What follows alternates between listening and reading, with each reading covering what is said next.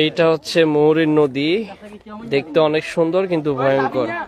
আমরা এখন একদম শেষ সীমান্তে আসি। সজীব একটু পিছনে আয় তো। এই সেই বাঁধ, এখানেই বিএসএফ বাঁধ বলা চলে না, এটা চরের একটা আট, উঁচু আট, এটাই এখান থেকে কেটে দিয়েছিল, যার ফলে যে পুরা এই অঞ্চল ছিন্ন ভিন্ন হয়ে গেছে একদম।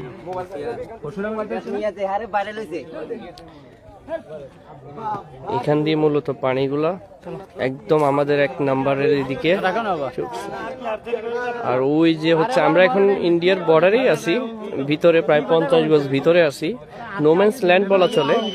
ওই যে দেখা যায় এটা হচ্ছে হলো বিএসএফ এর ক্যাম্প, এটা হচ্ছে একটা ওয়াচ টাওয়ার। আর হলো ইন্ডিয়ার দিকে মোড় নেওয়া মৌরি নদী, আর এই দিক দিয়ে হয়ে